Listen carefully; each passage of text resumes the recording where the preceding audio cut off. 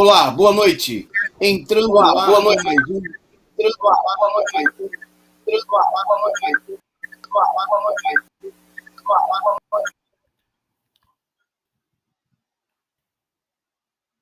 Com mais um resumo do dia, o seu Jornal da Noite da Causa TV.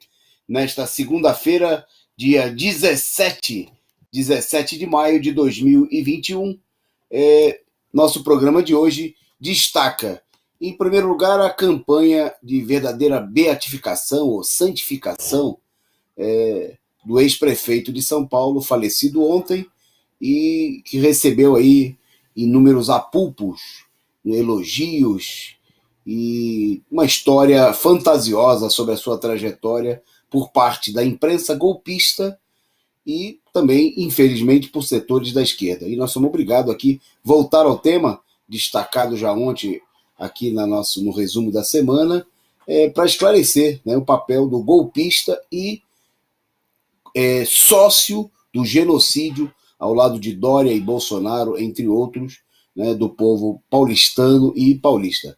Bom, vamos destacar também os novos ataques do Ciro Coca-Cola, ou Ciro Abutre, contra o ex-presidente Lula, a quem Ciro chamou de o maior corruptor do país.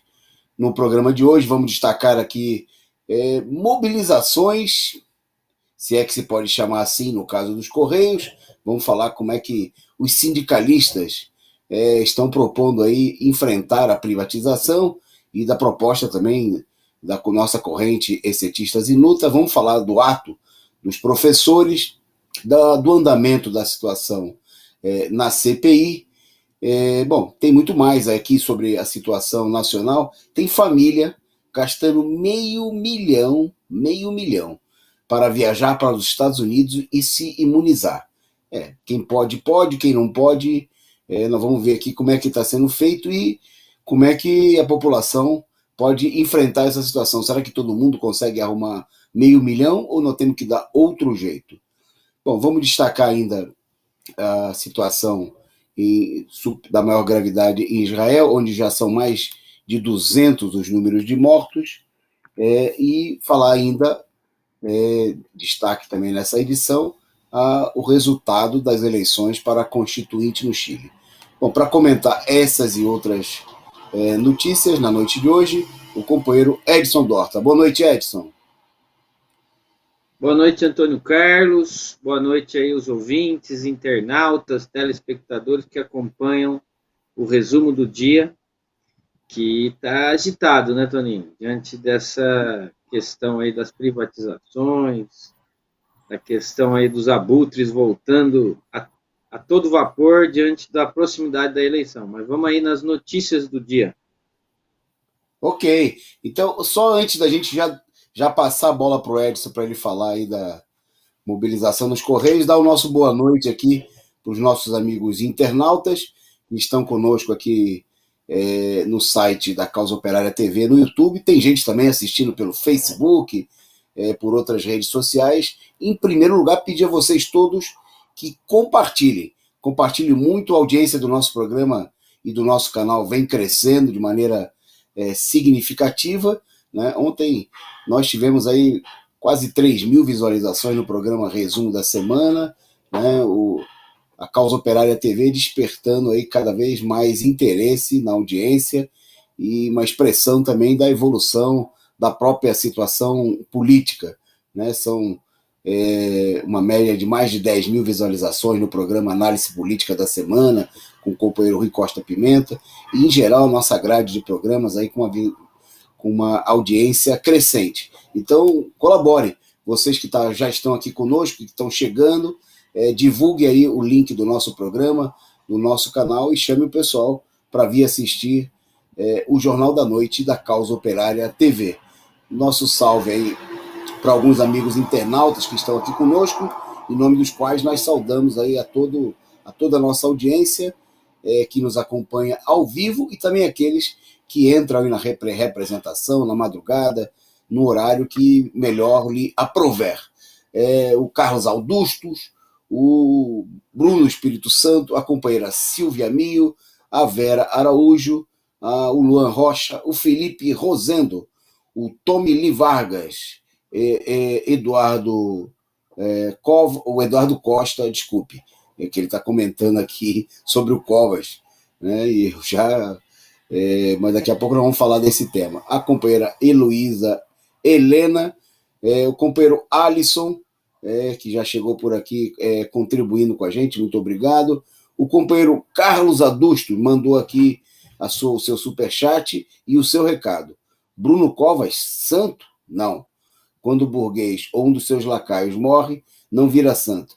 Vira apenas comida para seus semelhantes. Avante, camaradas. É o comentário aí do Carlos Augusto, que mandou o superchat, né? E aí a gente manda uma boa noite, um bom abraço para ele.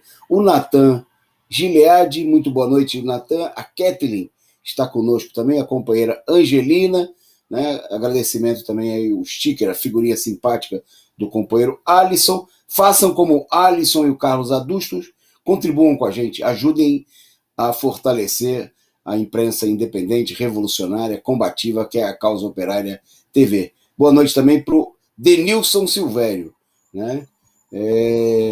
E o Osni Castro, bom, e a todos vocês, em nome desses aí que a gente citou, um salve geral aí, uma boa noite. Vamos então para a nossa pauta, vamos começar justamente com o companheiro Edson, porque hoje os sindicatos, ou a maioria dos sindicatos, sindicalistas dos Correios de todo o país, anunciaram que iam fazer aí carreatas contra a privatização. Parece que eles marcaram isso para o horário que os trabalhadores estavam trabalhando, e carreata dá conta de mobilizar aí os mais de 100 mil trabalhadores dos Correios para lutar contra a privatização? Com você, Edson.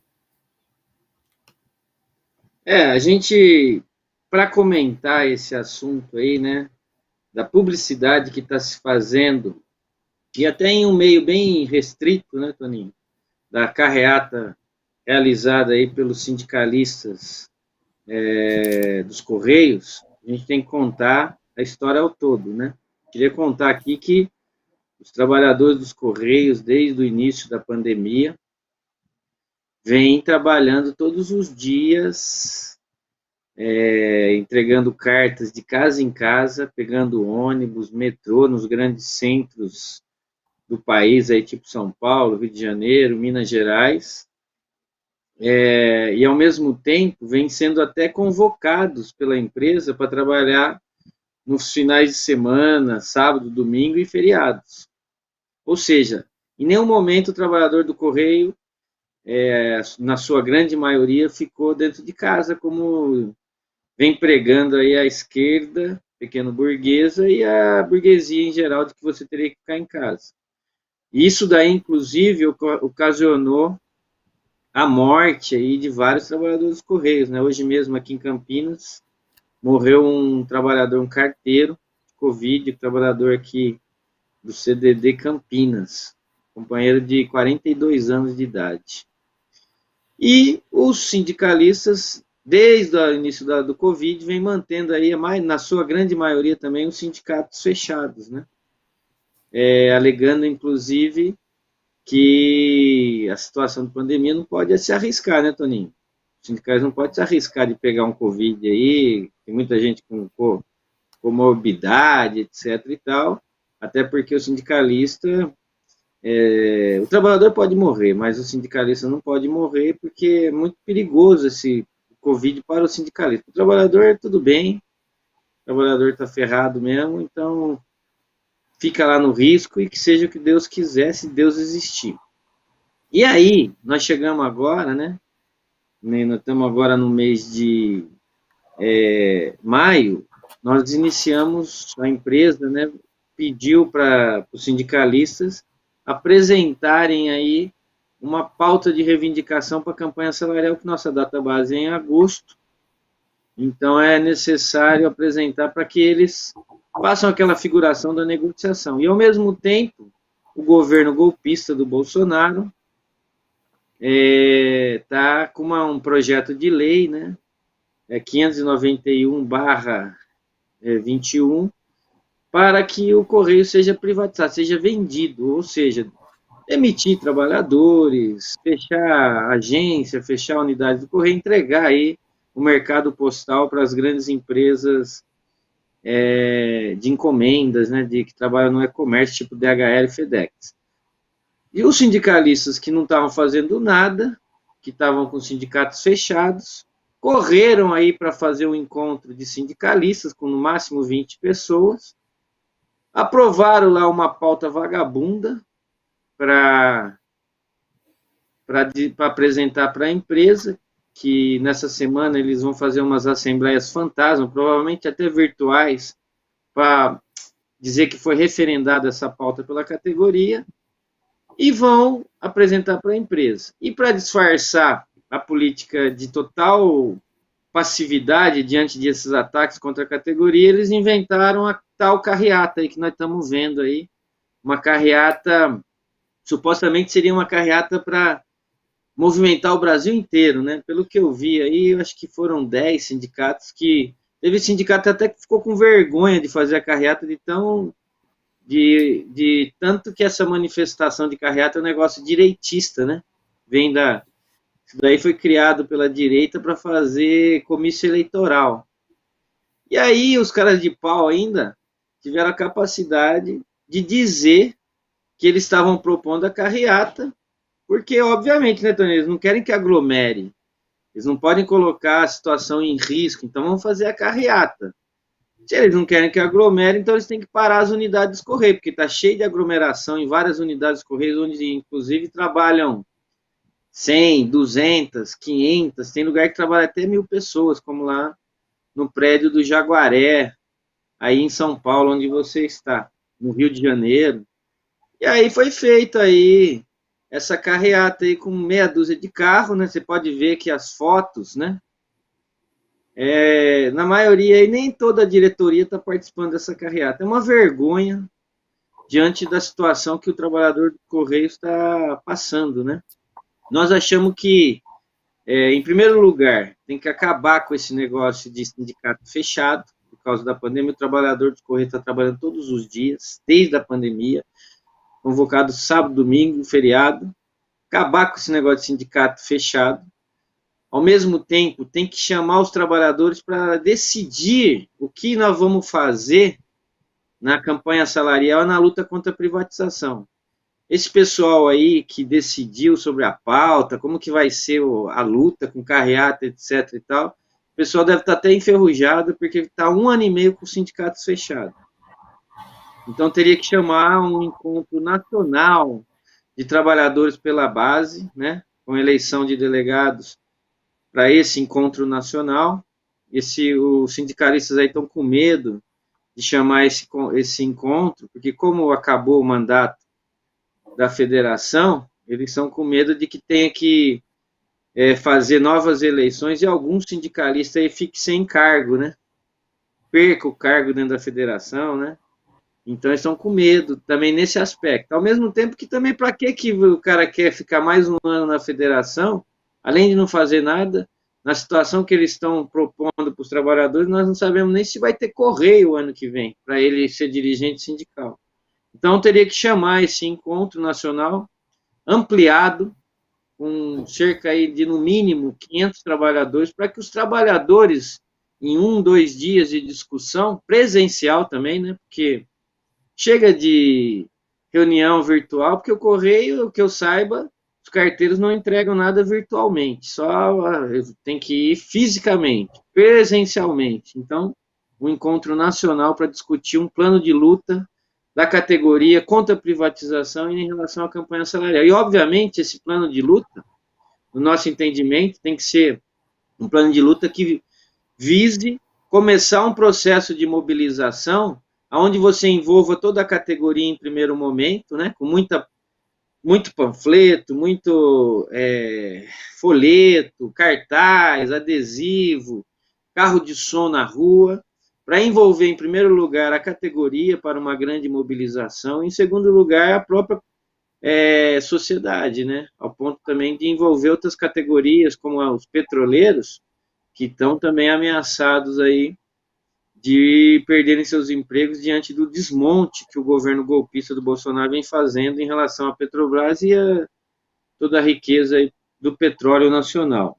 E, obviamente, né, que esse plano de luta teria que culminar com atos regionais para chegar a um ato nacional em Brasília, na frente do prédio dos Correios, do Ministério das Comunicações, do Congresso Nacional, do Palácio do Governo Federal, etc., para que esse ato crie aí uma mobilização em torno de uma luta radical que vire uma greve da categoria, e uma greve onde você, inclusive, paralise todas as unidades 100%, inclusive os terceirizados, e inclusive com ocupação dos prédios dos Correios, né? Para impedir a privatização, a entrega desse patrimônio e a demissão aí que seria de mais de 100 mil trabalhadores diretos, quanto com mais de 100 mil trabalhadores indiretos. É essa a nossa posição em relação ao que eles estão fazendo aí, que não é nada, né? Uma carreata, só para tirar fotos, para dizer que eles não estão nem com o sindicato fechado, coisa que eles estão fazendo aí no momento em que está morrendo o trabalhador a rodo, e principalmente na categoria dos Correios. É isso aí, Edson. Destacando aqui o companheiro Ednelson, mandando um superchat e comentando. CDD de São Mateus com surto de Covid. E a nossa produção também separou aí 2 imagens de carteiros mortos agora, nesse final de semana, desde do dia 14 para cá, nos últimos dias. O funcionário dos Correios, né? O Evandro Otávio, né? Parece 43 anos, né? Muito novo também. E tá aí a Margarete Teixeira, né? E os sindicatos, como é o caso do Sindicato Rio de Janeiro, que é comandado aí por uma pelegada, não quer saber de mobilização nem aqui nem na China, né? Sabotou abertamente a última greve da categoria, se limitam aí a ficar postando imagens de pêsames, né? O problema não é lamentar as mortes, o problema, como destacou o companheiro Edson, é mobilizar para evitar que as mortes aconteçam, né? E morte de gente que está aí trabalhando, que não está em casa como sindicalista. Pode falar, Edson. Não, eu queria, até para prestar uma homenagem aqui também, como o companheiro que morreu hoje, de Covid aqui em Campinas, um companheiro de luta, esteve aí em todas as últimas greves nossas, queria mandar aí para a produção a foto dele, ver se em algum momento coloca aí no nosso programa. Tá ok, manda aí depois a gente... Como é que chama o companheiro? Como é que é o nome dele? Tá, Delson. Manda a foto do Adelson. Tá, manda a foto do Delson e depois, antes do final do programa, a gente mostra aqui, né, o Edson, que os companheiros sabem, é coordenador da nossa corrente Excetistas em Luta, ele é trabalhador dos Correios, carteiro, né, e tá junto aí com a categoria todo dia. Como ele disse, aí não tem entrega virtual, né? A entrega, ela não tem teletransporte, não dá para fazer home office de serviço de carteiro, né? E os sindicalistas, que deveriam ser os representantes dos trabalhadores, fazendo uma encenação, porque nem carreata eles fizeram direito, né? Eu vi um sindicalista comentando agora há pouco que foram 100 carros. Eu acho que era 100 nenhum carro, né? Por isso que teve lugar que a carreata nem aconteceu. Devolve para a gente, então, produção, que nós vamos em frente na pauta. Manda para mim. Bom, destacando agora na nossa pauta, uma outra mobilização também contra um sindicato que a diretoria está para lá de paralisada, né? Os professores de São Paulo, que estão os trabalhadores da educação, estão em greve, vão completar essa semana 100 dias de greve, né? Não é pouca coisa, eles estão em greve desde o mês de fevereiro, quando o governo do prefeito Bruno Covas, né, e do seu vice Ricardo Nunes, que agora assumiu a prefeitura com a morte do titular, adotaram a política criminosa, genocida, né, e nós não vamos pagar pau aqui, não é porque a pessoa morre que nós vamos transformar em santo, né? Nós não concordamos com a política que basta a pessoa morrer e vira santo. Nós vamos falar disso daqui a pouco. Então, o governo municipal genocida a cidade que mais tem mortos no país, que é São Paulo, apesar de ser a cidade mais rica do país, onde não tem teste, não tem vacina, não tem nada, como na maioria do país, que mandou aí os professores, os trabalhadores da educação voltar às aulas.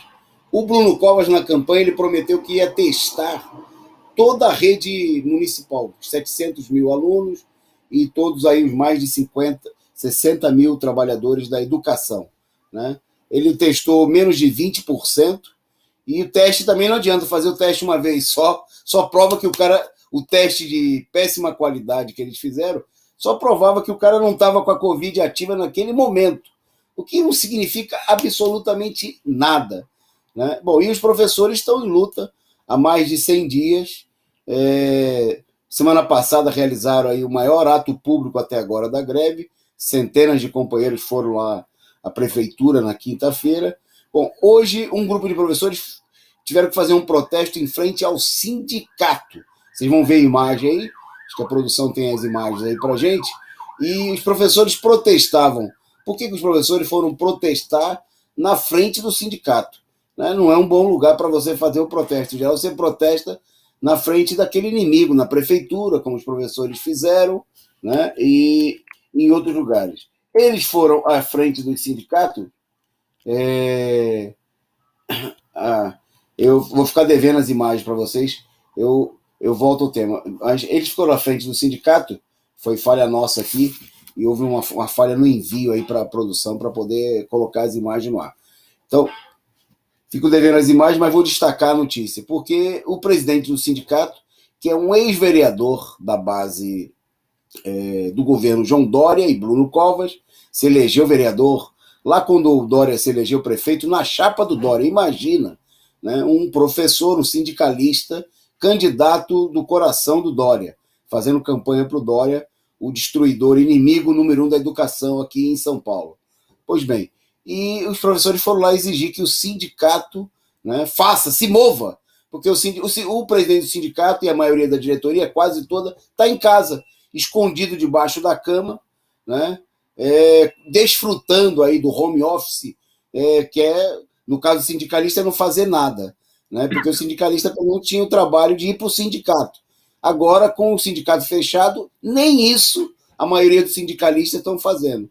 De vez em quando eles fazem uma live, né, botam uma mensagenzinha na internet e estão lá no bem bom, enquanto os professores, a maioria, muita gente empurrada para as escolas, e uma parte importante dos ativistas em greve, né, tendo salários descontados, né, lutando para defender os interesses dos trabalhadores. Até o final do programa eu vou ver se fico devendo aí a imagem, e se a gente não, a gente mostra, eu vou mostrar no programa, ficamos devendo para vocês, mostrando no programa Análise Sindical, que vai ao ar na quarta-feira. Bom, e aí nós vamos em frente na nossa pauta, vamos emendar com esse problema da greve dos professores, vamos mudar de tema, vamos para Brasília agora, porque depois do general Pazuello, né, o general foi ao STF e pediu o direito de ficar calado, né, na CPI, no circo da CPI da Covid. Bom, agora foi a vez da capitã Cloroquina. Bom, para explicar para vocês por que é capitã, por que é capitã Cloroquina e o que ela está reivindicando também no STF, eu vou passar a palavra para o companheiro Edson. Vai lá, Edson.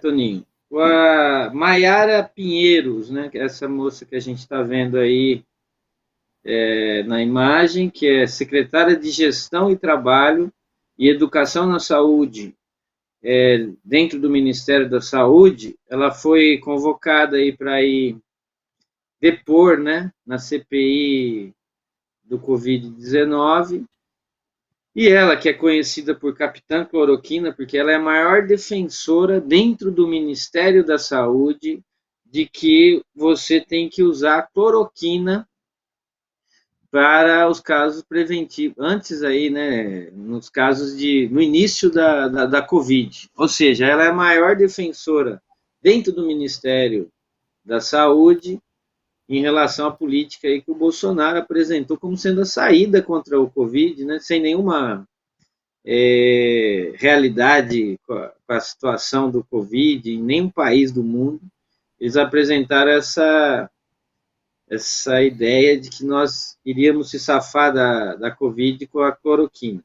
E, obviamente, que o pessoal quer que ela vá lá defender essas posições dela, né? Mostrar, né? Na verdade, ela não está falando que o negócio é bom, que isso daí realmente resolve, que é científico, Só que aí que não, né, Toninho? Ela não quer lá defender, não. Ela defende só nas redes sociais, no meio dos bolsonaristas, fazendo guerrinha. Agora que é para defender essa ciência que o Bolsonaro defende, né? Ela entrou no STF pedindo aí para o STF dar o direito dela ao silêncio, pedindo para o STF, até porque já tem precedente, né? Como você bem disse, já abriu precedente aí do Eduardo Pazuello, diante da CPI, o que mostra, na verdade, que a CPI é uma farsa, né? A CPI não consegue nem convocar o pessoal para fazer média lá, ou para fazer teatro. A gente já sabe que é um teatro, que tudo acaba em pizza, mas nem esse teatro o pessoal da CPI está conseguindo realizar. E aí os bolsonaristas estão tudo aí. Os bolsonaristas que, inclusive, fazem crítica contra o STF, né? Nós também temos crítica contra o STF, que é uma instituição controlada pela burguesia para controlar o Estado burguês, mas a crítica dos bolsonaristas seria de que o STF estão sempre contra eles, né? Mas não é também não, porque o STF está dando direito aí dos bolsonaristas não se complicarem mais em relação a toda essa matança que eles provocaram com essa política aí de ficar enrolando o povo ao invés de comprar vacina, ao invés de ter teste para todo mundo, ao invés de ajudar o povo que está passando fome com auxílio emergencial e tudo mais. Então é mais um capítulo aí da farsa, da novela, da pizzaria da CPI do Covid-19, Toninho. É isso aí, Edson. Rolando solto aí a farsa, né? De um lado, os bolsonaristas que estão sendo aí acuados, num certo sentido, pressionados, seria a melhor palavra, né? Pela direita golpista, que vive de fazer discurso, mas que efetivamente não faz absolutamente nada. E, por outro lado, os bolsonaristas fanfarrões também aí agora lançando mão do direito de ficar calado. Tá bem, é direito deles, né? Aí a produção liberou para a gente uma imagem aí do ato dos professores do CIPEM, que eu fiquei devendo, por falha minha. Então vamos colocar no ar aí para vocês aí. Tá aí, ó, imagem do ato hoje em frente ao sindicato, companheiros de educadores em luta e dos comandos de greve, cobrando do sindicato aí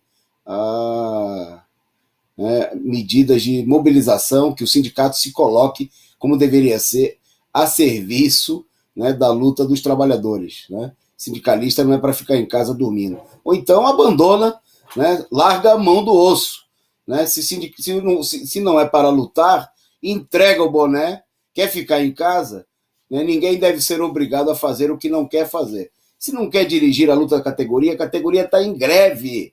É um absurdo que o sindicalista, né, use como desculpa, né, a pandemia, sendo que o professor está tendo que sair de casa, está sendo forçado pelo governo, e quem está em greve está tendo seus dias descontados, o sindicato aí fica aí com a porta fechada, né, e fazendo campanha da política do Dória, né, que cinicamente fala para ficar em casa, mas está condenando aí milhões de trabalhadores todos os dias a sair de casas e a se contaminar. Obrigado aí, produção, né, que mandou para a gente aí as fotos do ato. E tem um videozinho também, vamos soltar um vídeo curto aí com dois companheiros professores. Pode soltar os dois na sequência, produção. Obrigado aí. Juntamente com outras correntes aqui, trabalhadores da base, resolvemos fazer essa atividade aqui hoje, que é uma atividade para a gente demonstrar, em primeiro lugar, o nosso repúdio à total passividade da direção do SIMPEM diante da maior crise que a nossa categoria já viveu em sua história. Nesse momento, nós temos contra a paralisia total do maior sindicato de servidores do país. Nesses 14 meses, Cláudio Fonseca e a direção do sindicato nada mais fizeram do que manter o seu programa que foi assinado nas eleições de 2016, quando Cláudio Fonseca saiu na chapa em plena consecução do golpe de Estado no Brasil, saiu na chapa de João Dória. E de lá para cá, ele nada mais faz do que atuar na prática, como os companheiros colocaram aqui, contra a mobilização da categoria e na defesa do governo municipal. É como o companheiro Albino colocou, se colocar contra a mobilização dos trabalhadores nas ruas, que é o único meio efetivo, que já está mais do que demonstrado pela história dos trabalhadores, é estar ao lado dos inimigos dos trabalhadores. Então nós temos que chamar aqui a direção do sindicato a romper com isso, a colocar os recursos a serviço da luta, a defender a categoria e a impedir o genocídio que se coloca aqui na capital de São Paulo. É isso aí, obrigado, produção, por nos socorrer aí. Vocês viram aí a imagem do protesto realizado aí pelos professores em frente ao Simpem. Viram as palavras do companheiro professores Augusto e o professor Ednelson, né, de Educadores em Luta, que tiveram lá conjunto com companheiros de esquerda, movimentos de comando de base, da oposição à direção do sindicato. Bom, vamos entrar num dos temas centrais aqui do nosso programa. Eu vou começar aqui, mas na sequência aí também o Edson entra aí comentando com a gente.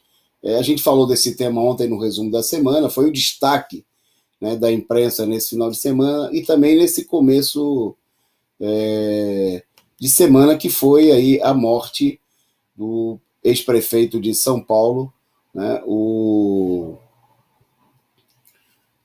Bruno Covas, né, que morreu aí aos 41 anos, né, numa morte muito sofrida, uma doença muito trágica, né, que acomete aí milhões de brasileiros, que é o câncer, e ele, muito jovem, sucumbiu aí à doença. Bom, até aí, nada que é humano nos é estranho, né, e nós não temos aí motivo para nada a celebrar em relação ao sofrimento de qualquer ser humano, né? Isso não nos é indiferente. Bom, o que nos destaca aqui é o fato de que a morte do prefeito, né, serviu aí, deu lugar aí a toda uma campanha do partido da imprensa golpista, o PIG, né, e também dos próprios políticos ligados aí ao prefeito.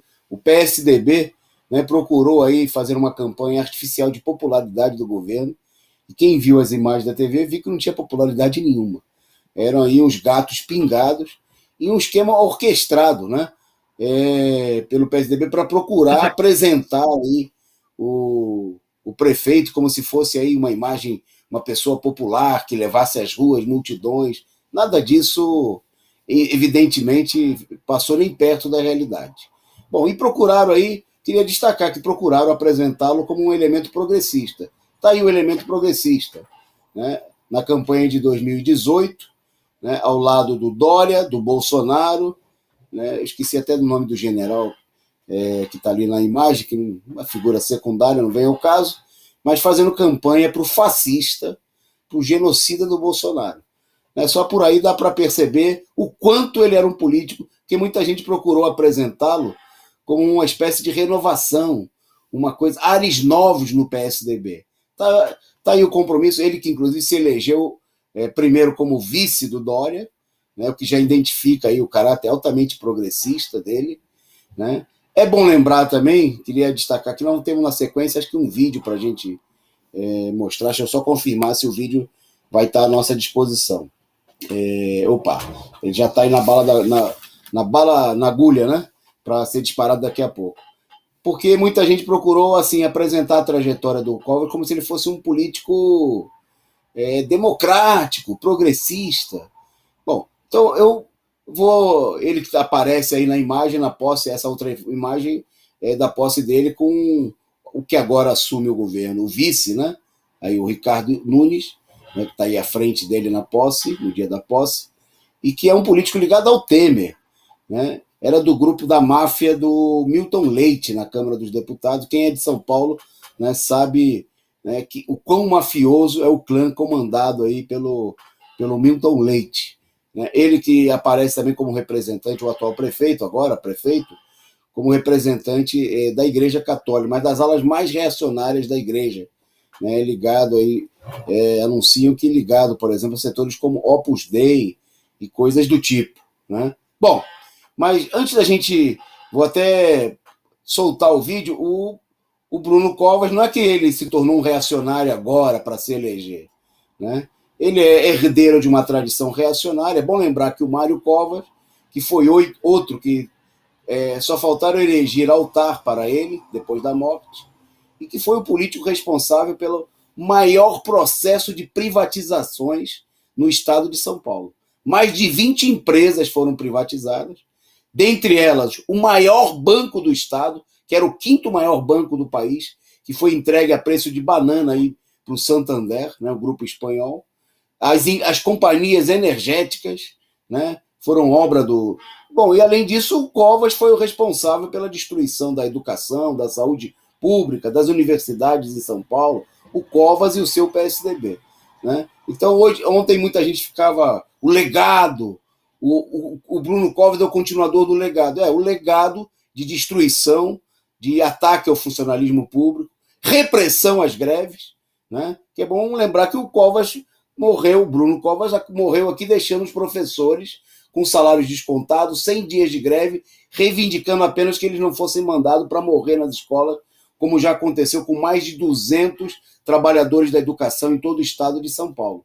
Né? É esse aí, né, o santo, né, santo do pau oco, né, que a burguesia procura pintar. Bom, e aí a gente viu, infelizmente, até gente do PT, né, anunciando que tudo bem, nós não queremos aqui, longe da gente, né, tripudiar sobre o sofrimento da família. Agora, muito menos sobre o sofrimento do povo que eles provocaram. Nós vamos dizer aqui que eles são grande coisa, que eles fizeram bem para a humanidade, etc, etc. Então vamos ver aí, o Bruno Covas, antes de ser vice-prefeito, prefeito, ele, por exemplo, foi deputado federal. Né? E ele que foi apresentado agora, depois da morte, como um cara progressista, vamos ver qual foi a posição dele diante do golpe. Pode soltar a produção. Hoje o Senado Federal vai analisar a possibilidade de abrir o processo de impeachment contra a presidente Dilma. A Câmara dos Deputados já aprovou por 367 votos, já achou que havia indícios suficientes para abrir esse processo.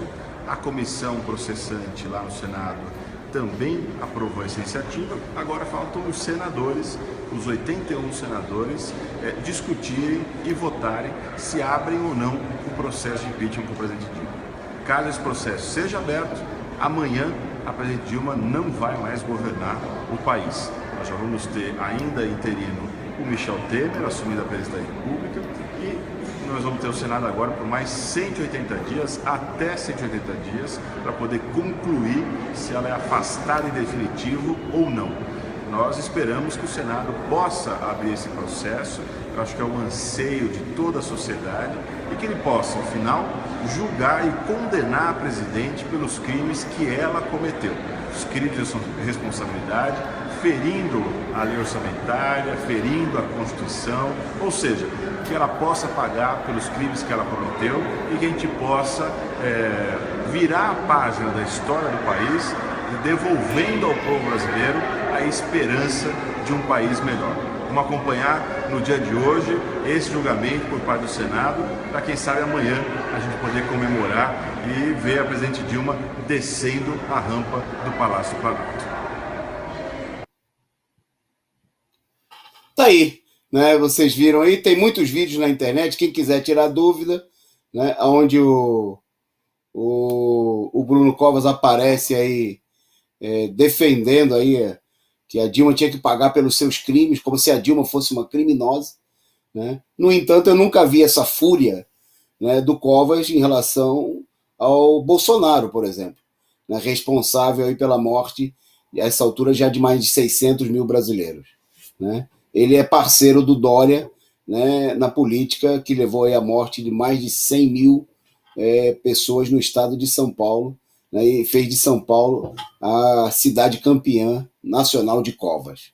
Né? Então, da nossa parte, né, logicamente, a gente não tem nenhuma simpatia pelo sofrimento nem do Covas, nem de ninguém, mas nós não vamos fazer demagogia, como muitos políticos, inclusive da esquerda, a gente viu vergonhosamente fazendo, né, e exaltando o Covas como se ele fosse aí realmente um democrata, um político progressista, coisas que nem de longe corresponde minimamente à realidade, e a gente precisa falar. Bom, eu vou devolver para o Edson, se ele quiser, complementa sobre como ele viu essas repercussões aí, toda essa demagogia em relação ao Covas, e na sequência ele já anuncia o próximo tema dele, que também tem a ver com coisas divinas. Vai lá. Não, eu acho que a gente tem que, obviamente, como você falou, né? A gente não deve comemorar a morte de ninguém, mas também não fazer o papelão que a esquerda pequeno-burguesa faz de passar um pano, né, na existência desse cidadão, né? Um elemento que é aí desde criança, elemento que foi orientado aí para defender os interesses da burguesia contra os trabalhadores, né? O pai dele, inclusive, que também morreu de câncer, o Mário Covas. Não sei se você lembra, né, Tony? Você que é professor, você deve lembrar que ele, na véspera da morte dele, mesmo ele sabendo que ia morrer em 2, 3 dias, tinha uma greve de professores na República, e ele foi lá, estava tendo antigamente faziam aqueles acampamentos, né? O pessoal ficava lá na frente da Secretaria de Educação, e ele foi lá para provocar os professores, para criar um tumulto no meio dos professores e aproveitar o tumulto, tentar jogar a opinião pública contra os professores e ainda por cima demitir trabalhadores que estavam lá na greve, porque ele foi lá fazer uma nítida provocação. Isso ele estando à beira da morte, aí com, sei lá, eu acho que era câncer no reto, e ficou, depois de 3 ou 4 dias, ele veio a falecer, mostrando assim que até na beira da morte ele ainda defendia os interesses de classe contra os trabalhadores, né? O interesse da sua classe, que é o interesse da burguesia, contra os trabalhadores. E o Covas, né? A gente até apelidou ele aqui, né? Ele era o coveiro, né, do Covid, né? Ele que abriu aí um monte de covas aqui em São Paulo para enterrar os mortos do Covid, como você bem disse, junto em parceria aí com João Dória e com o apoio, inclusive, do Bolsonaro, enterraram mais de 100 mil pessoas. Então, para que chorar a morte de um, se nós temos para chorar aí 100 mil mortes provocados, inclusive, por esses cidadãos aí, né? Então, acho que é isso que a gente deveria apresentar nesse dia. E aí, para dar continuidade à pauta, né? Nós temos aqui também a denúncia de que dá para entender agora por que as igrejas evangélicas apoiam tanto o Bolsonaro. Não sei se você sabe, Toninho, apesar, estamos vendo aí o Malafaia no maior afago com Silas Malafaia, né, pastor da Igreja da Assembleia de Deus, Cristo é Vida, maior afago com o Bolsonaro, aí o genocida, e apoiador dele, tem deputados da bancada evangélica que ele controla, que vota tudo a favor do Bolsonaro e da política da burguesia contra os trabalhadores. Foi apresentado aí, através até da lei de acesso à informação, de que o Malafaia nada mais, nada menos, está devendo aí coisa de 5 milhões de reais, quase 5 milhões de reais para de impostos, né? Mesmo a gente sabendo que dízimo e ofertas não são taxados, né? Na verdade, esses impostos é uma sonegação que ele produziu na sua igreja, né? Nas suas igrejas e na sua editora, a editora Central Gospel, onde ele não recolhe nem as contribuições previdenciárias dos funcionários que tem nessa editora e na igreja, e nem recolhe o imposto de renda desses funcionários, do própria produção do próprio negócio que ele movimenta, né? E para ajudar, obviamente, esses pilantras, né? O governo Bolsonaro, junto com a bancada evangélica, aprovou aí uma lei que chama Contribuição Social do Lucro Líquido, em que basicamente eles dão anistia aí para esses aliados evangélicos aí que vivem aí fazendo a propaganda do céu, né, do paraíso, onde não vai ter necessidade de dinheiro, enquanto aqui na terra eles vão enchendo os tubos com dinheiro aí do povo e defendendo a política da burguesia para que o povo fique cada vez mais pobre, mais miserável, passando fome, morrendo de Covid, etc. Nessa lista aí também não tem só ele não, hein?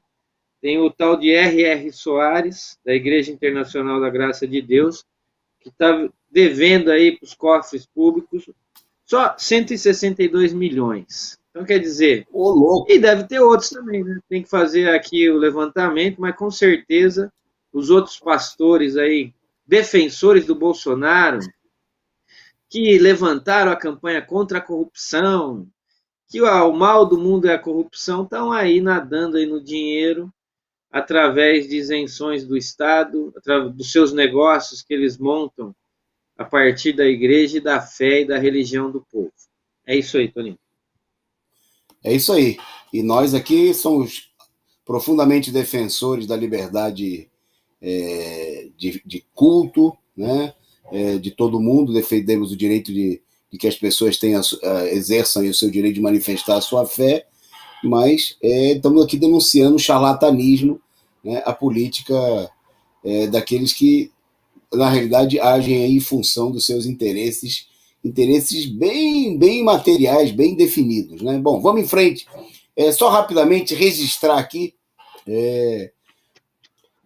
nesse final de semana teve mais uma vez ato de apoio ao Bolsonaro, né, em Brasília.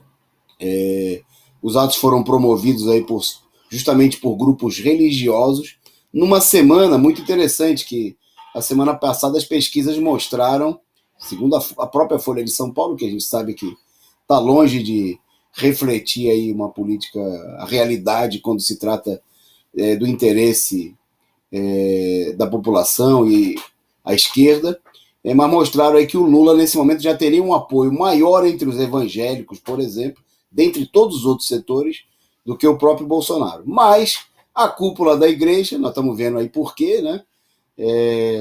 Organizaram aí protestos junto com setores ligados ao agronegócio, lá em Brasília, né?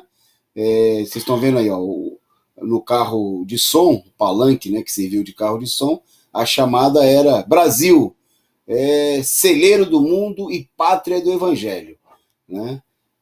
Procurando utilizar aí a manipulação religiosa e o poderio econômico, né, bom que se diga aí, do agronegócio, mostrando aí, né, que os setores aí do grande capital da exportação está com o Bolsonaro. Bom, isso é importante porque muita gente, enquanto a televisão, o PIG aí faz um esforço, né, o Partido da Imprensa Golpista, para apresentar o Bolsonaro aí como alguma coisa, carta fora do baralho, né, o Bolsonaro está colocando as manguinhas de fora, né, e aí, como é de costume, quando o Bolsonaro se vê pressionado, tem a pressão principal chama-se Luiz Inácio Lula da Silva, né? O fato de que Lula tenha reconquistado, pelo menos por hora, seus direitos políticos, está pressionando todo mundo.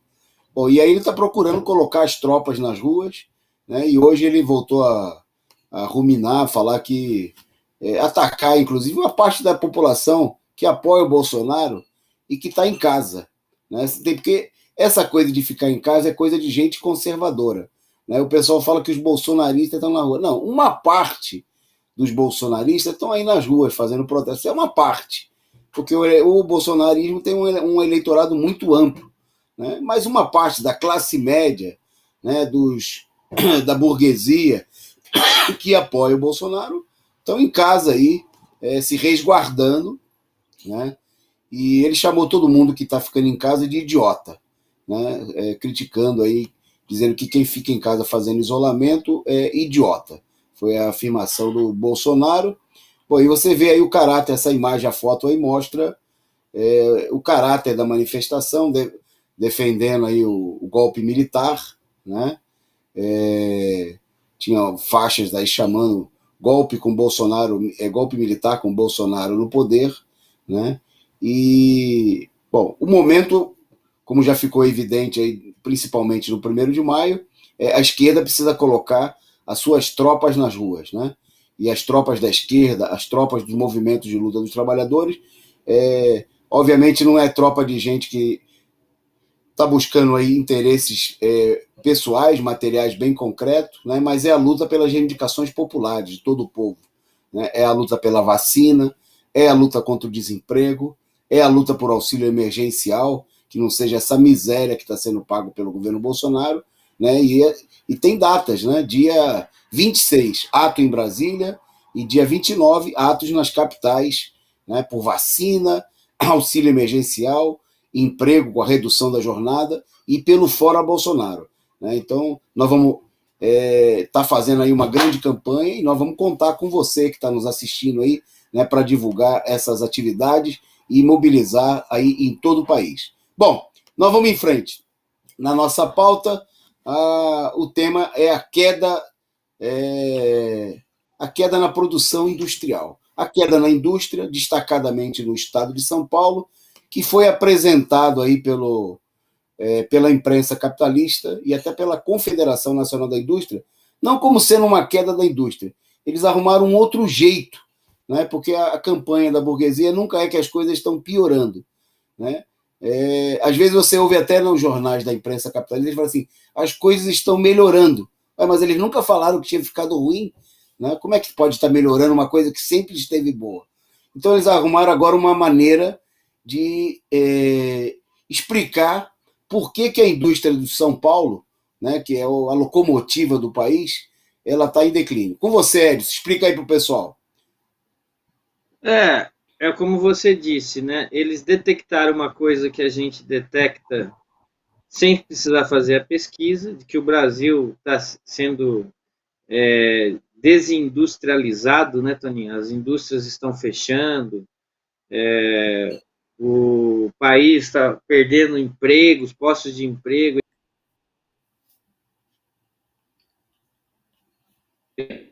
Nos últimos anos aí perdeu cerca de 5,5% de ponto percentual na produção manufaturada, né? Era coisa assim, São Paulo teria, da produção nacional, né, do produto interno bruto da indústria, teria 50%, e nesses últimos anos abaixou para 32%. E aí, diante dessa gravidade, diante da demonstração, né, de que o negócio está ficando feio, eles apresentaram a seguinte explicação, de que não é que São Paulo, que o Brasil, né, está desindustrializando, está ficando mais pobre, perdendo posto de emprego, perdendo capital, e a economia vai entrar em colapso. Eles apresentaram, não, é que as outras regiões, outros negócios estão crescendo em outras regiões. Por exemplo, o agronegócio, a agroindústria, né, que está crescendo muito no norte, nordeste, no centro-oeste. A indústria da celulose também foi muito significante para essa questão. A indústria da celulose vem crescendo muito no Mato Grosso do Sul, né? E as empresas montadoras que também saíram daqui, né, Toninho? E foram para o Nordeste. Só que eles mesmos, eles se contradizem, né? Porque a Ford, por exemplo, que fechou a fábrica, ela estava lá em Camaçari também, na Bahia. Então, quer dizer, é uma explicação que não explica nada. Na verdade, a economia brasileira, a indústria brasileira está sendo desmontada para garantir os interesses aí das grandes empresas internacionais, do imperialismo, né, gente já fez a denúncia aqui do que foi a Lava Jato. A Lava Jato no Brasil foi o desmonte aí de setores importantes relacionados ao petróleo, a Petrobras, os portos, né?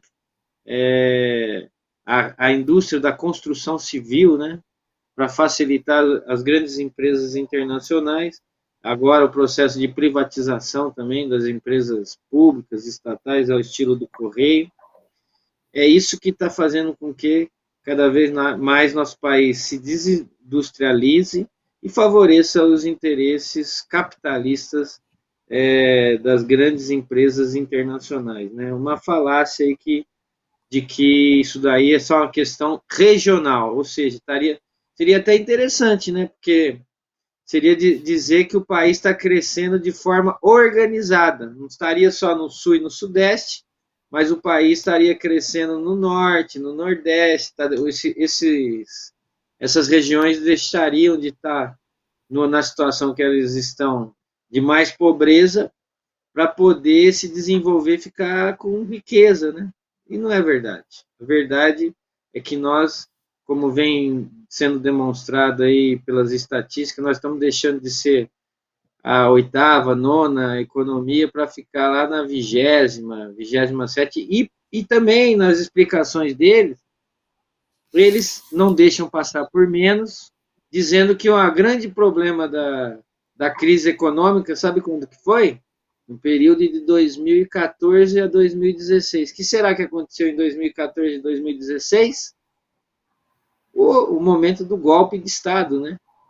Querendo dizer que o golpe teria que ser dado justamente por causa dessa crise econômica, quando, na verdade, a partir do golpe de Estado, se você pegar o desenvolvimento aí da indústria no Brasil, nós vamos ver a queda, fechamento de empresas, fechamento de postos de trabalho, destruição da economia nacional, que ainda não chegou a seu limite, hein, Toninho? Porque se a gente não derrubar o Bolsonaro e todos esses golpistas, e o povo ir para a rua exigir emprego através da redução da jornada de trabalho, defesa do patrimônio nacional das empresas públicas, contra a privatização, etc., o poço pode ir mais para fundo do que nós já estamos aqui vivendo nesse momento. É isso aí. Ok. Bom, agradecer aí a enorme audiência, né, e o pessoal aí comentando aí os temas no chat do nosso canal aqui no YouTube. Hoje até teve infestação aqui, tamanha preocupação que teve uma infestação de bonecos aí, de robôs da direita, né? Mas nada que cause prejuízo, só estão aumentando a nossa audiência, significa que a Causa Operária TV, o nosso programa, estão incomodando aí, então a gente pede a você que continue compartilhando, né? E se você ainda não é membro do nosso canal, torne-se membro, clique aqui no retângulozinho azul logo abaixo da tela e passe aí a dar a sua contribuição, o valor que você decidir, como todo mundo que já está de verde aqui, com o nomezinho em verde no nosso canal, faz todo mês, né, uma contribuição pequena, maior, menor, do tamanho que você puder, para ajudar a fortalecer essa TV combativa, revolucionária, a serviço, né, da luta dos trabalhadores. Bom, nós vamos em frente na nossa pauta, destacando agora também um tema em destaque do nosso noticiário político hoje. Toda essa falsificação que a gente vê aí, essa movimentação de tropas do lado bolsonarista, a tentativa da imprensa, né, e dos setores da indústria, da Confederação da Indústria, de mostrar uma situação irreal, né, de desenvolvimento da indústria no país, tem a ver, obviamente, com procurar criar um clima falsamente positivo, né, para apoiar a candidatura do Bolsonaro, e cada vez vai ficando mais difícil a tentativa de setores da direita tradicional de erguer uma alternativa, a chamada terceira via, né? Bom, e quem está no desespero aí para se oferecendo, aí, se colocando na praça, né, para ser contratado aí como candidato alternativo da direita, o velho conhecido de todo mundo, o Ciro Gomes, né? Bom, e não é só o Bolsonaro que partiu para o desespero, para o vale tudo, né? O Ciro Gomes, que já há várias semanas, aí, já há algum tempo, vem procurando se cacifar, sem muito sucesso até agora, né, como o candidato da frente de direita, ele que fez aí aliança, né? Essa imagem é interessante, é da época da prisão do Lula, né? Do jornal o Globo, destacando aí, dando: o Lula está preso, eu não, babaca, né? Quer dizer, disse Ciro, né? Num ato aí que ele compareceu aí de uma atividade dos estudantes daquela época, comemorando aí, né, a prisão do Lula. Pois bem, agora o Ciro saiu aí, ele que tentou em 2018 faturar, né, como um abutre, faturar em cima da prisão do Lula, né, e faturou aí até um percentual de votos maior do que o apoio que realmente ele tinha diante da ausência da candidatura do Lula, que estava preso e foi impedido de ser candidato.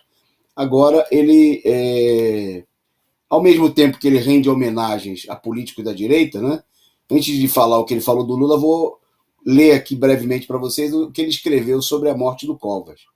Ele diz o seguinte: trabalhador e muito dedicado ao povo paulistano, levou com brilhantismo a marca do seu avô, meu amigo Mário Covas, para a administração da cidade. Quer dizer, para puxar saco da direita é com o Ciro mesmo, né? E infelizmente tem gente aí da esquerda que copia o Ciro, né? Que está procurando aí né, atrás da direita para ver se consegue o apoio. Bom, e ele saiu atirando justamente contra o ex-presidente Lula, né, dizendo que o Lula, presta só atenção na frase, quem vai ter que se explicar agora é o Lula, porque eu vou para cima dele. Veja a agressividade, né, do Ciro. Vamos derrotar Bolsonaro e eu vou propor mudança. Lula é parte central da corrupção. Lula é o maior corruptor da história moderna brasileira. Então está aí a declaração do Ciro Gomes, né? Para muita, inclusive, ele que durante muito tempo iludiu muita gente aí, se apresentando supostamente como um candidato alternativo da esquerda, né? Mas que está aí essa imagem que a produção vai colocar para vocês aí, é interessante, que mostra, assinou o manifesto conjunto, né, com os presidenciáveis da direita, e está aí tentando se articular com elementos como esse que aparece aí na foto, o governador o Leite, do Rio Grande do Sul, o presidente do Novo, ao lado dele, o Amoedo, embaixo o Huck, o Mandetta e o Dória, né, buscando construir uma frente ampla, para a qual eles gostariam de contar até com o apoio da esquerda. E, infelizmente, tinha gente da esquerda acenando para apoiar esse tipo de frente aí contra o Bolsonaro, supostamente contra o Bolsonaro. Porque aí estão vários pais, mães e irmãos de criação do Bolsonaro. Né? É gente que votou aí no impeachment da Dilma, que votou no congelamento dos gastos públicos, que votou na reforma da Previdência Trabalhista, que fez campanha para o golpe, todos esses aí, inclusive o Ciro Gomes, né, que, para garantir a vitória do Bolsonaro, viajou para Paris, né, em 2018 e disse que faria a mesma coisa agora, porque o objetivo central dele, ele já deixou claro, é derrotar o PT. Né? Então, hoje ele deu essa declaração aí, em entrevista ao jornal Valor Econômico, né? E cada vez mais procurando. Ele está desdenhando aí, procurando se desdenhar dos seus aliados da direita, né? Ele disse que acho que o Moro e o Huck não são candidatos, nem Dória. Se ele for, estará fragilizado, porque está muito mal em São Paulo. Né? O único organizado, com partido harmônico, sem confusão, sou eu. Né? Então está aí, pretencioso, apesar do enorme crescimento do Lula aí, ele mostra para que ele está no mercado, né? Está se oferecendo aí no mercado, né? Na realidade, não é nem, como já ficou claro, que com a presença do Lula não tem nenhuma chance, né? Mesmo que ele tivesse o apoio de um espectro da direita, né? Dificilmente o Ciro é um candidato que está se mostrando competitivo. né? Tem uma campanha para procurar apresentar isso, fica muito evidente, mas o papel do Ciro aí, nós vamos ver no próximo período, vai ser cada vez mais atacar aí Lula para servir, para ajudar o Bolsonaro, né? De fato, é para isso que ele está aí no mercado, né? Está se colocando aí para prestar esse serviço sujo. Bom, nós vamos falar agora, na nossa pauta, o problema da Covid, né? E tem gente que arrumou um jeito de se imunizar. Está faltando vacina, daqui a pouco nós vamos mostrar os números, né? Bom, mas hoje a imprensa destacou aí, como a título de exemplo, porque tem muitos casos, né? Mas uma única família, né, de um empresário de São Paulo que gastou R$500 mil para se imunizar, para imunizar a família contra a Covid. Conta aí, Edson, qual é o segredo? Como se imunizar gastando a sua família gastando apenas R$500 mil? Exagerei, não é 1 milhão. R$500 mil, só 500 mil. Resolvemos aí o problema da vacina, né, Toninho? O povo aí está falando que não tem vacina para se dar à população, basta dar R$500 mil para cada família. Você viaja para os Estados Unidos com sua família, você vai receber uma dose da vacina da Janssen e você vai estar imunizado. Basta você só dar esses R$500 mil aí, que é o gasto que essa família teve para fazer essa imunização, né? Foi o custo, né, que o empresário de construção civil de São Paulo bancou para levar a família para tomar a vacina contra a Covid nos Estados Unidos. O valor da jornada aí que ele fez, com 7 adultos e 2 crianças, e que inclui 15 dias no México, porque você precisa cumprir também a quarentena imposta aí para voltar para você entrar nos Estados Unidos. Tem que ficar 15 dias lá de quarentena para antes entrar nos Estados Unidos e conseguir ser vacinado e sua família ser vacinada. Isso daí representa nada mais, nada menos que 45 mil doses da Coronavac.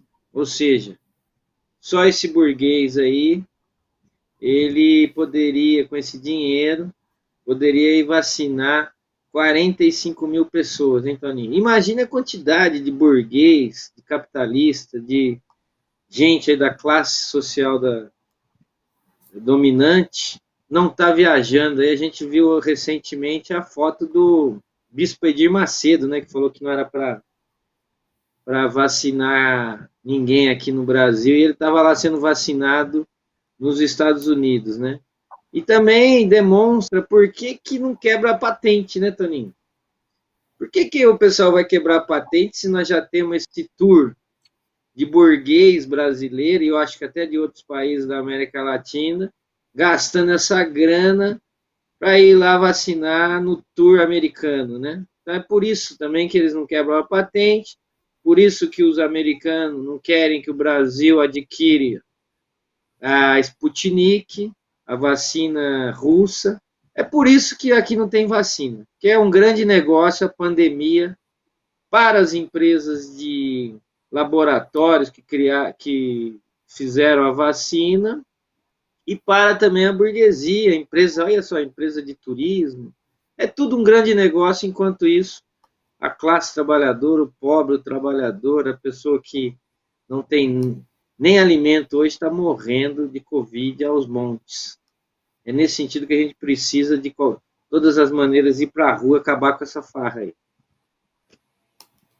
É isso aí, Edson. Bom, seguindo aqui na nossa pauta, né, destacando agora mais um tema político da pauta, né, bom, pode ser especulação, porque obviamente nem tudo aquilo que a imprensa capitalista divulga a gente tem que acreditar, mas cresce muito na imprensa, né, a especulação em torno da composição da Frente Ampla no Rio de Janeiro.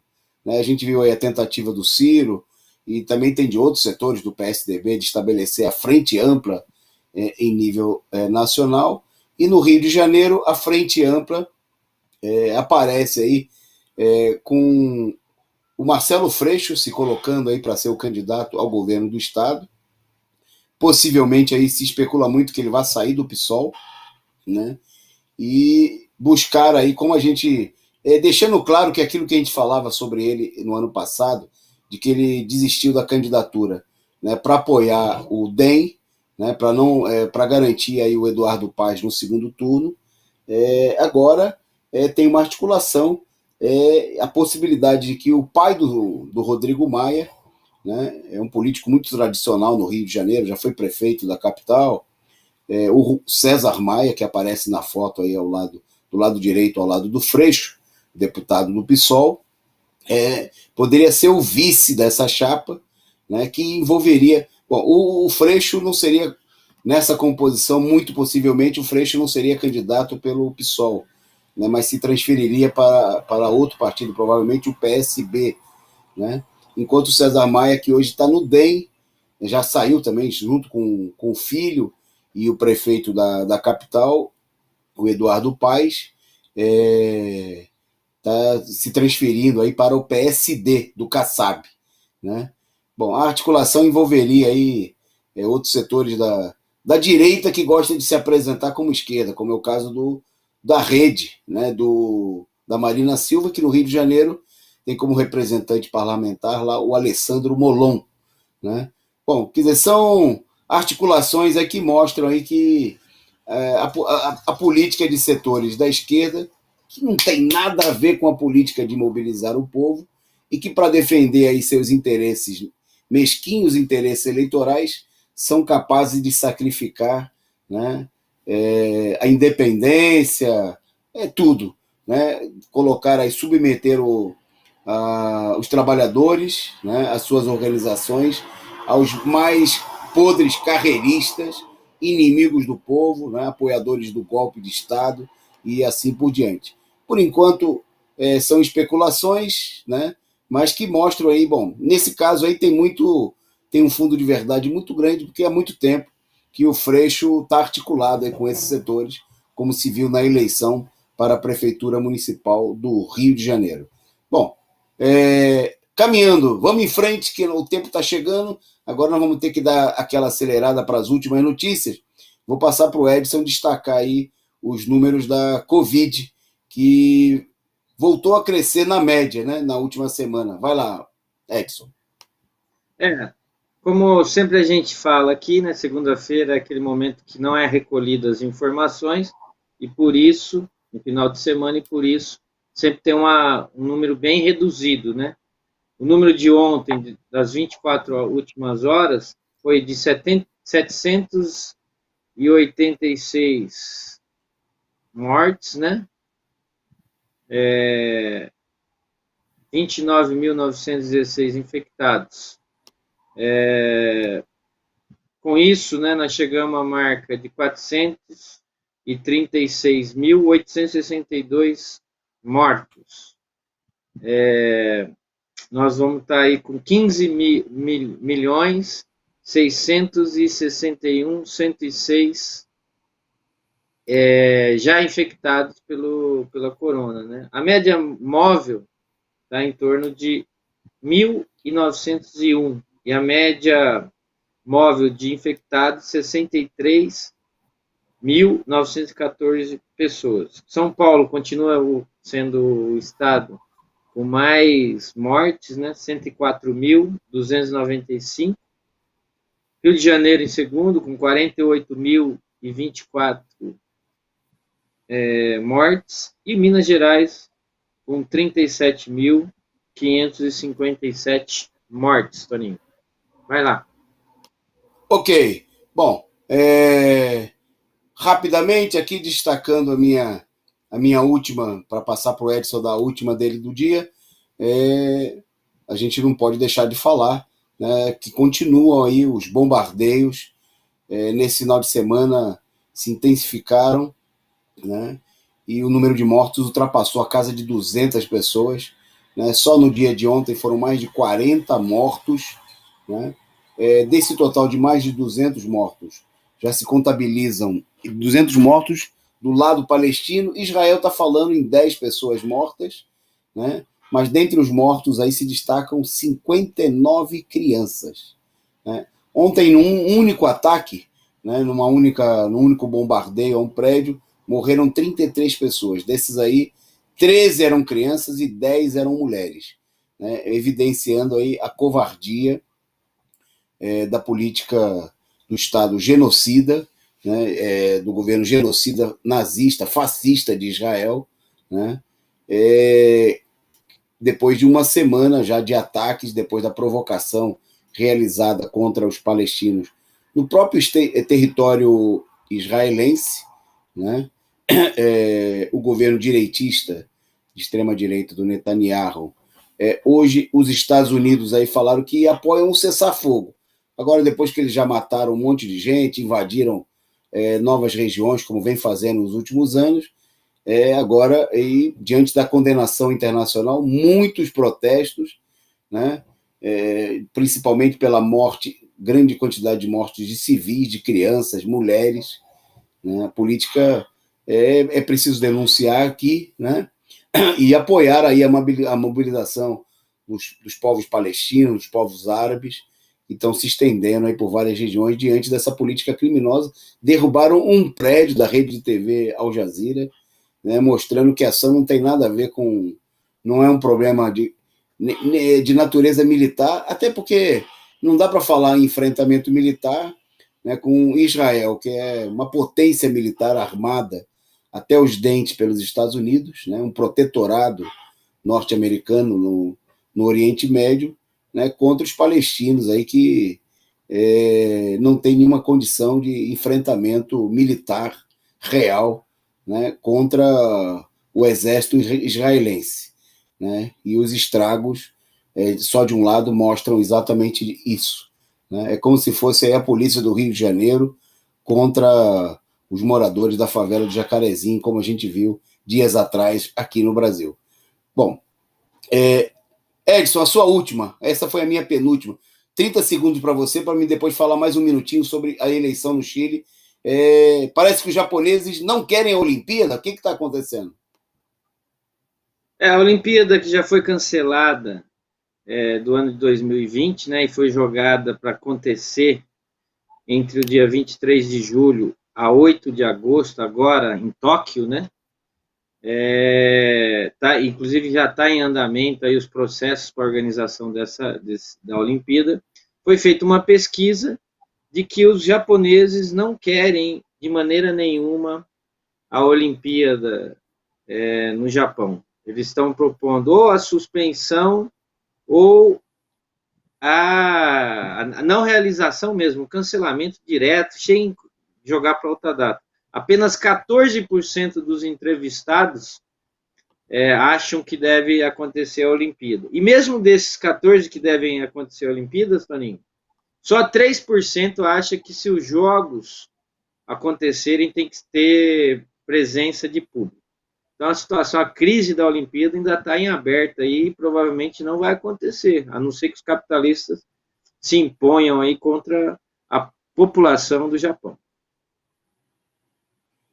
Ok, Edson. Bom, nós vamos fazer o seguinte. Eu vou como eu prometi, a gente vai deixar para amanhã esse tema da eleição chilena, até que a gente recolhe mais dados. O fato, só para destacar, né, as eleições aconteceram nesse domingo. A direita foi derrotada na eleição, mas amanhã nós vamos falar desse tema para mostrar a ilusão que a esquerda tem no resultado eleitoral e a armação, né, que se processou em torno dessa Constituinte. Amanhã a gente conta em detalhes. Mas antes da gente ir embora, a gente quer agradecer ao Fernandes da Silva e ao Luiz Bergosa pelo superchat. Muito obrigado aí, companheiros, pela contribuição para sustentar aqui o nosso canal, essa nossa luta. Saudar aí a enorme audiência e lembrar que amanhã, a partir das 16 horas, tem aqui transmissão pela Causa Operária TV, transmissão simultânea com o canal 247, né? Do programa Análise Política com o companheiro Rui Costa Pimenta, né? Então, não perca, amanhã, 4 da tarde, e à noite retorna Resumo do Dia. Um abraço a vocês e até o próximo programa.